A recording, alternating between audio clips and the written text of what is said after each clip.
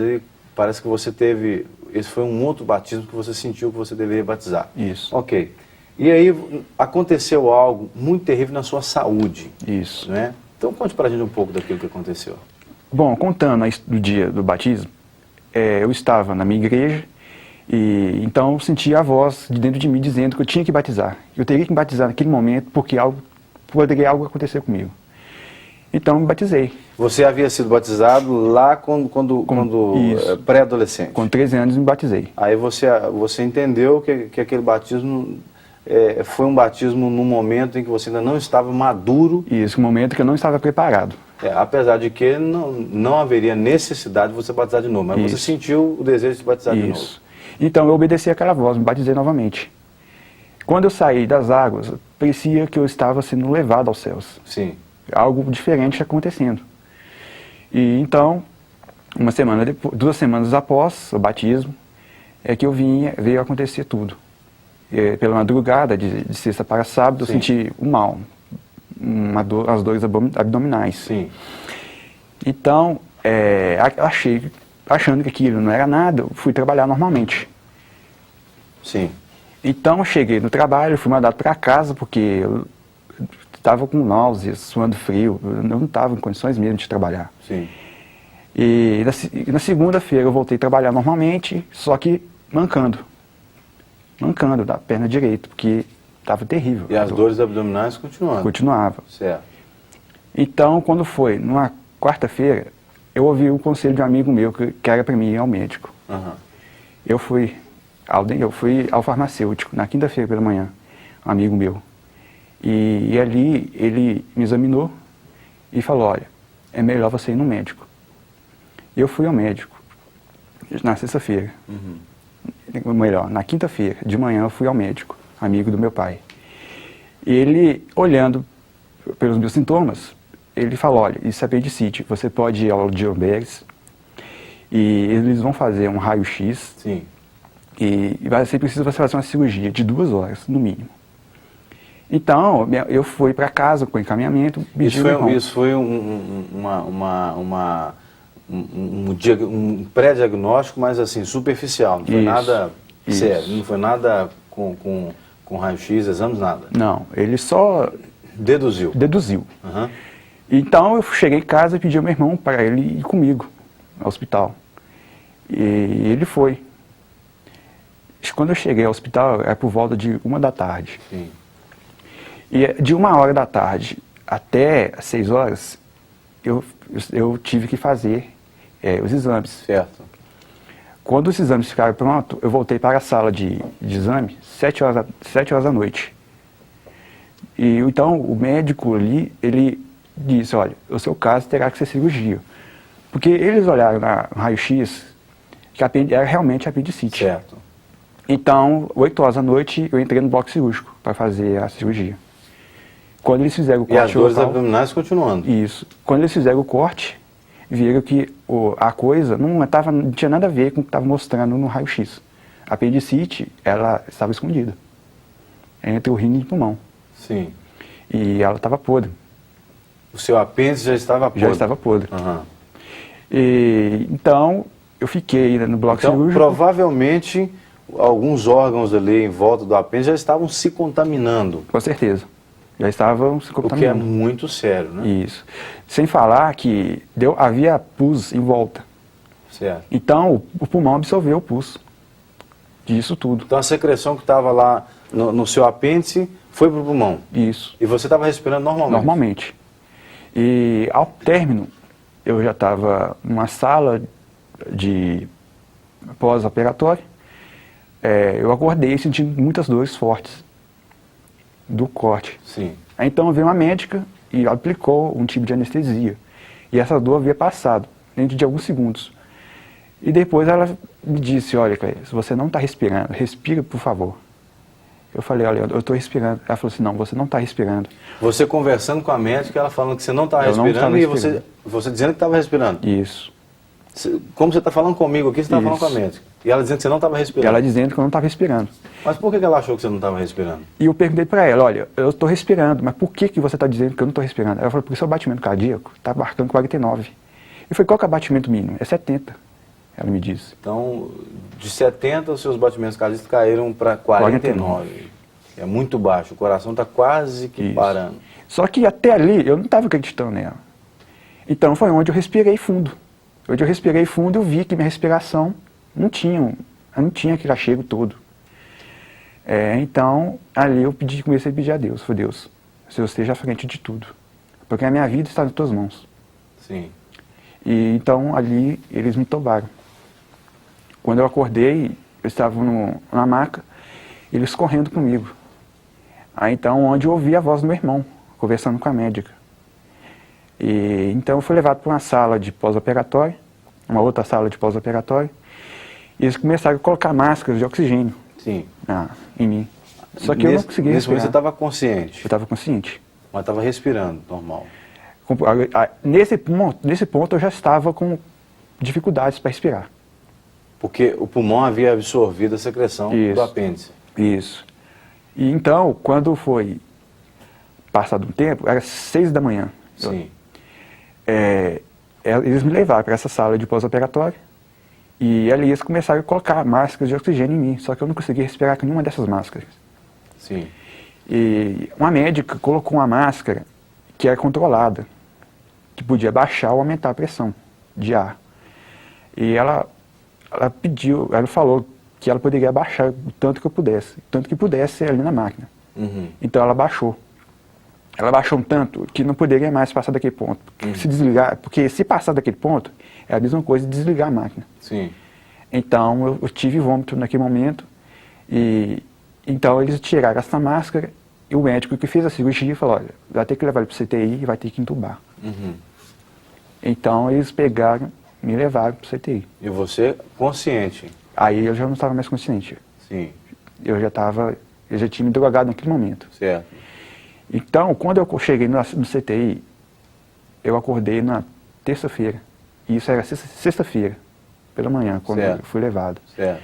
Na terça-feira, eu via um movimento ali, eu não sabia onde eu estava. Então, foi onde eu pedi água. O médico, o enfermeiro, estava ali e falou que não podia me dar água, porque se ele me desse água, eu poderia morrer. Sim. Então, eu fiquei entubado esse tempo, e o médico sempre passava pelo meu leito e observando os meus batimentos. Então, a minha mãe, nesse dia, ela foi me visitar. E chegando ali, o médico perguntou para ela, isso tudo que a senhora está vendo acontecer com ele, vai depender dele e de Deus agora. O médico disse isso? Isso. Que dependia de Deus também. Dependia de Deus. Meu organismo não estava reagindo a medicamento nenhum, estava tendo uma rejeição. E então o médico falou, olha, agora depende dele e de Deus. Sim. Se a senhora quiser orar por ele, você pode estar orando. Mas agora isso tudo vai depender dele e de Deus. E então eu teria que fazer, nesse momento, eu teria que fazer outra cirurgia. Porque ele estava suspeitando de um vírus no local da cirurgia. Certo. E ele disse para minha mãe, olha, a senhora vai ver ele mais 5 minutos e nós vamos descer com ele para poder fazer uma outra cirurgia. Porque nós estamos suspeitando de uma infecção no sangue. Uhum. E então, nesse ponto, a minha mãe já havia determinado que nada ia acontecer comigo. Sim. Nenhuma cirurgia ia ser feita. Ela já tinha declarado e orado Isso. em cima disso. Ela já estava declarando naquele momento. Uhum. E eles saíram para uma outra sala do CTI de reunião para estudar o meu caso. Enquanto isso, tinha um médico que estava aplicando um líquido para cair no sangue e emparar no estômago, para poder ser feita essa cirurgia. Uhum. E, então, a minha mãe pegou um óleo e ungiu o local da enfermidade, Uhum. o local da cirurgia, e determinou que não ia ser feita nenhuma cirurgia. Uhum. Passado um tempo, a médica voltou e falou, olha, pode parar, que não vai ser mais necessário fazer a cirurgia. A oração de sua mãe havia sido respondida. Havia sido respondida naquele momento. Então, ela falou, olha, então tá. Então agora a vida dele está na mão de Deus. E ela voltou para casa. Mais tarde, um pastor, a pedido dela, da minha mãe, foi um pastor lá, E quando ele fazia uma oração, eu via como algo, o teto começou a abrir, como se fosse uma nuvem. Um pastor foi te visitar no CTI, Isso. a pedido da sua mãe, começou a orar por você. Isso. E aí, no momento da oração, você viu como que se o teto se abrisse. Como se abrisse, como se fosse uma nuvem. Uhum. Então ele foi se abrindo e do outro lado vinham as escadas. Mas você estava consciente Eu ouvindo estava a oração. consciente. E então vi aquela escada, eu comecei a acompanhar, olhando aquelas escadas assim, e chegou um ponto que vi um trono. Ao trono e alguém sentado, alguém de branco, mas não dava para ver o rosto, o semblante do rosto, porque havia luz. E tinha um rio que saía do trono e que formava um lago. Uhum. Essa passagem eu lembrei de Apocalipse 22:1. Uhum. E eu senti como se alguém estivesse me pegando pelo colo e jogando dentro desse rio, me lavando. Uhum. Quando eu saí de lá, eu fiquei voando aqui sobre aquele lugar. Tá. Nessa visão, então, você foi mergulhado dentro de um rio. Isso, E depois você ficou ali, na visão, você estava como que flutuando. isso. Eu senti meu corpo sendo molhado por dentro. Certo. E então... Você teve uma sensação, essa sensação real. Isso. Enquanto você estava tendo a visão, você teve uma sensação real de algo te Algo estava molhando me por lavando dentro. por dentro. Sim. Então eu determinei naquele momento, o meu corpo já está curado. Ao término da oração do pastor, ele se retirou e à noite eu tive uma parada cardíaca. Após a oração Aí, e após a visão, você teve uma parada cardíaca. à noite. Isso Certo. foi na madrugada, né? Certo. Desse mesmo dia. Então, quando foi passado alguns tempos, eu acordei, eu tive o meu lado esquerdo furado por uma sonda e eu tive a sensação de estar sendo vigiado. Sim. Alguém encostado na parede com posição de guarda. Sim. E aquilo me assustava. E a minha tia, quando ela foi me ver, ela falava com minha mãe, olha, ele está muito assustado. O que será que está acontecendo com ele? Eu tentava comunicar, mas eu não podia falar, por causa do Você tubo. estava com o tubo, Então, mas eu escrevia. Então, esse momento todo, eu escrevia.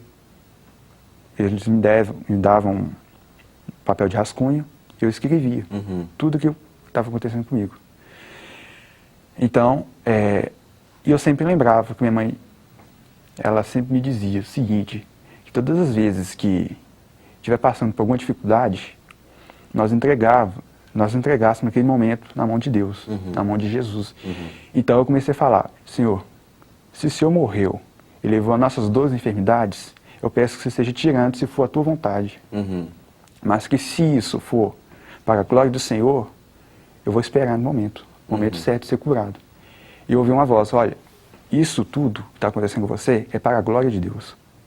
Como se fosse o próprio Deus falando com você. Isso tudo que está acontecendo é para a glória de Deus. Amém. E você vai só aguardar um tempo. É uma questão de tempo. É interessante você falar isso porque muitas vezes, né, nós vemos famílias com situações parecidas, parentes ali sofrendo, e as pessoas entram num desespero tão grande, Isso, né? entra Tão num grande, desespero. e não confiam em Deus. Ah, mas eu estou vendo meu parente, meu familiar ali, entubado, em coma. Nós temos na nossa congregação, inclusive, uma pessoa que está já no CTI já há meses, né? Nós temos um amigo também que a mãe dele está dormindo, ela está em coma, não é coma induzido, já tem meses, e ela está dormindo, já foi para casa, o médico já mandou para casa dormindo, né?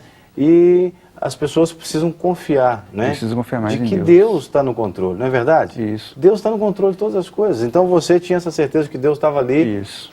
te dizendo, fique tranquilo, você Fique ficou, tranquilo que isso tudo que está acontecendo com você é para a glória de Deus. Então eu cliquei naquele momento. Falei, se é para a glória de Deus, então eu vou esperar o momento certo de ser curado. Porque para tudo tem um tempo. Certo. Então eu aguardei aquele momento. E sempre eu pedi a Ele, ó, Deus, esteja no controle da minha vida.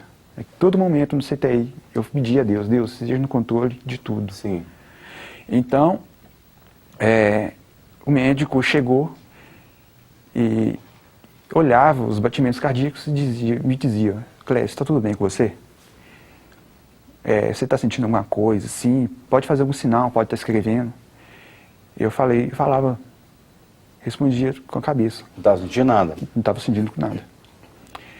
E Então, o pastor da igreja do meu irmão tinha ido nesse CTI me ver. Uhum. E ele falou, olha, o Senhor está no controle de tudo. É só você crer. Eu peguei um papel e escrevi para ele, olha, eu estive com ele.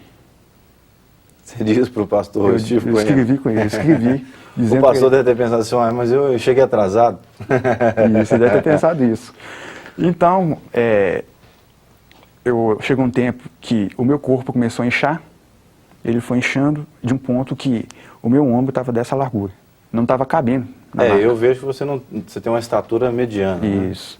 Né? E o meu corpo não estava cabendo dentro da maca. Na maca? Isso. Eu lembro, quando eu acordava assim, de vez em quando, as grades de proteção estavam abertas.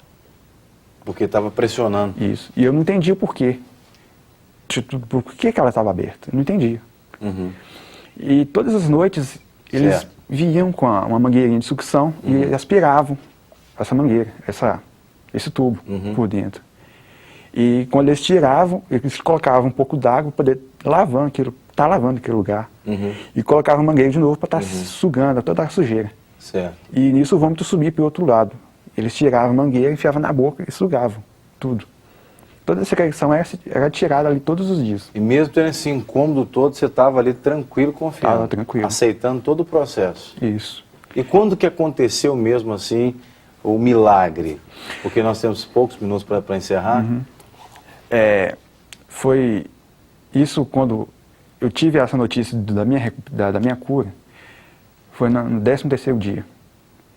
A médica chegou para mim e disse, olha, hoje eles vão te exturbar. Eu não sabia o que era, eu fiz o sinal, perguntando o que era. Ela falou, hoje eles vão tirar esse tubo seu. Então, eu fiquei tranquilo. Veio a médica com um doutor e eles falaram comigo, olha, hoje nós vamos te exturbar, mas você vai ficar tranquilo, calmo, que nós vamos tirar esse tubo seu. Então, ela fez todo esse processo novamente. Esse processo é muito... ele incomoda. Então, ali eles tiraram esse tubo de mim e no 5º dia eu tive alta para o quarto. Quando eu saí do CTI, eu saí aplaudido, porque o meu caso não tinha cura. Ninguém acreditava que você estava saindo do CTI. E quando eu passava pelo corredor do quarto, o pessoal, todos paravam para poder me ver. Pacientes, médicos, faxineiros, todos estavam me conhecendo.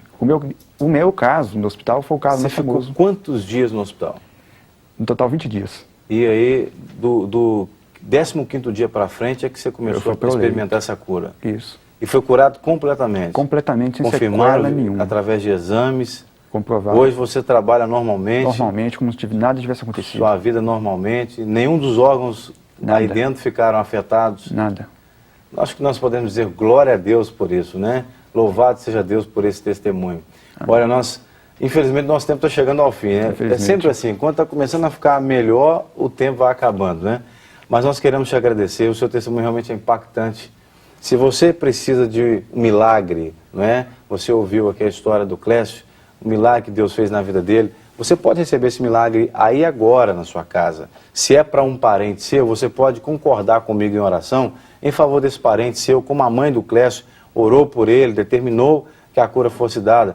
E para que as famílias envolvidas no processo tenham também paz, tenham cura, tenham paciência, né? Paciência, porque esse é o momento de ter paciência. Com Deus, nós temos que ter paciência. E acreditar, né, pastor?